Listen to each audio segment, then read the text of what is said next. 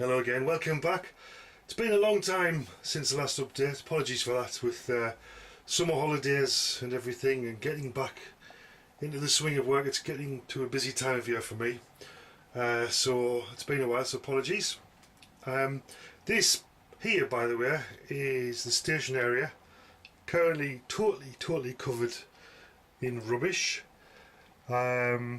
basically because there's no room in the loft when I'm working, and I've had to pile everything up on top of the station area while I progress with some more work, because what I've been doing, if we pan round, if you see in the corner there, is I've started to extend the track from the station area now that it's all working and the points are behaving themselves, all the point motors.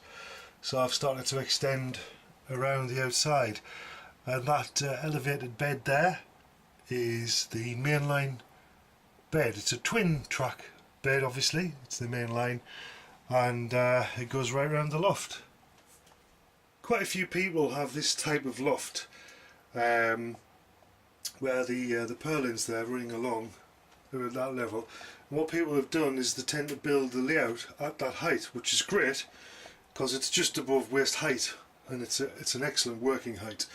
Unfortunately, it narrows the amount of space you have for your layout, so what I did, I dropped it down quite low. This station area here is much lower. It goes right underneath like it does there, which gives it more width, which is what I was going for. The only problem is, of course, you're working at a much lower level, and the worst problem, which I've discovered, is that working right in the corners is a bit of a pain, to be honest. And I had some discussion with one of my YouTube subscribers about this, and what he'd done, he'd initially done his baseboards at the purlin height, but now he's wanting to drop them down. So the biggest problem is access.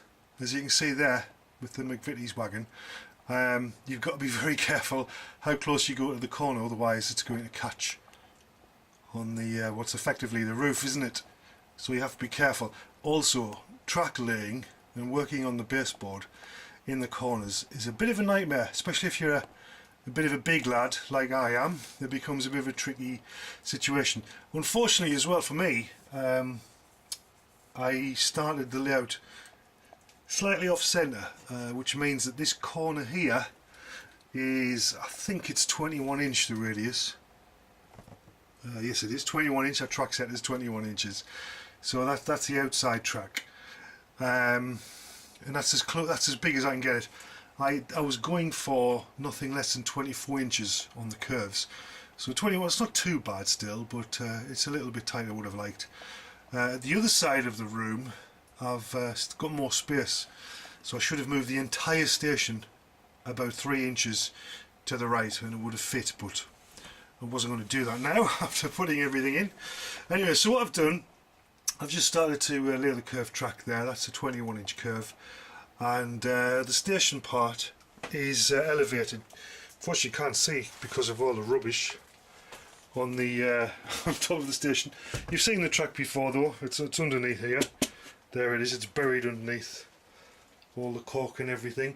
So that area is the station area, and then it basically runs a complete loop around the outside of the loft, as you can see there. So it comes out that 21 inch curve there, comes around, and then it goes off down the loft.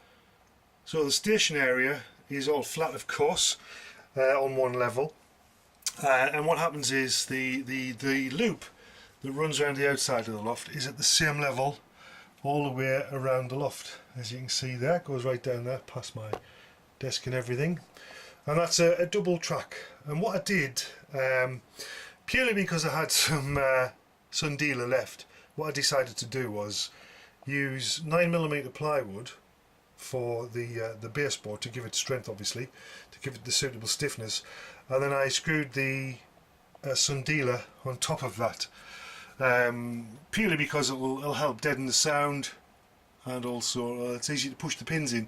It's much easier to get the pins in, especially in a confined space like underneath there.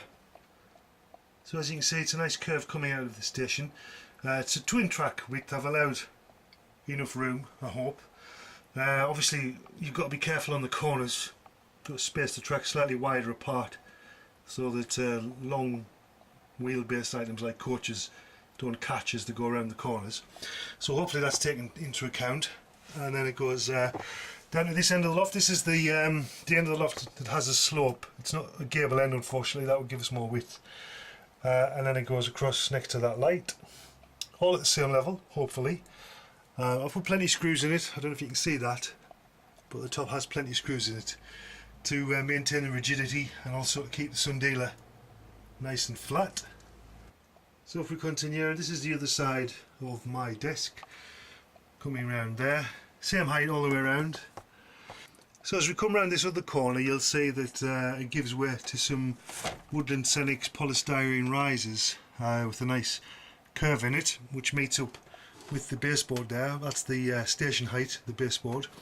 I only used this because I had it. After I bought it, I thought I could have just used plywood and cut it to shape.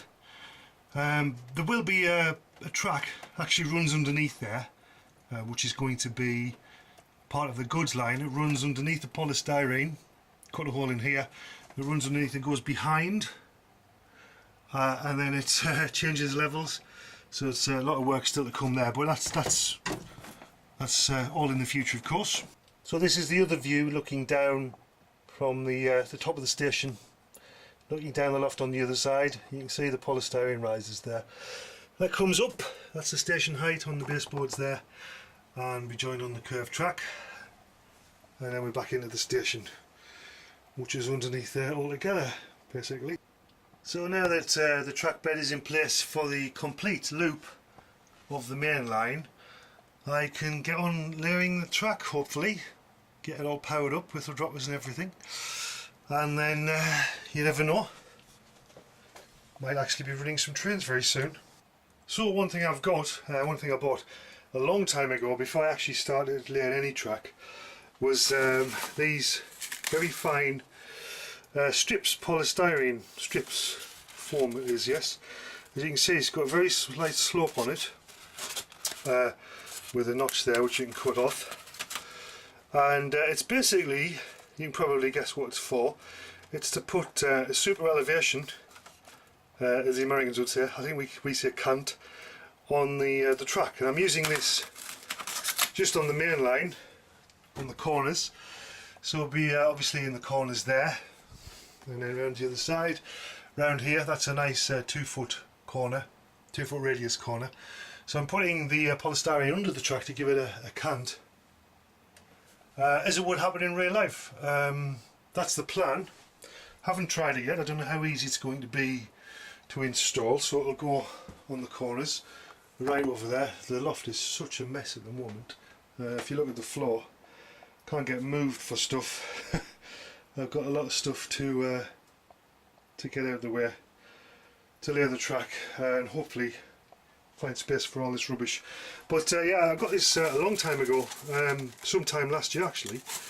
I bought it from off a German website, so I'm not familiar with anywhere in the UK selling it. As you can see, it's it has an angle. It's basically just angled polystyrene. You could probably make it yourself, to be honest, but because it's polystyrene, it's easy to cut, and you can just cut a notch into it to go around a corner, and I got quite a bit of that, so that should do all the corners on the main line. Hopefully give it some high-speed curves. That's the plan. We'll see if it works or not. Now finally, I'd just like to show you this. I got this print a few months ago for my birthday. It's a B17 XLNER footballer class locomotive crossing the River Wear, painted by Sid Cooper.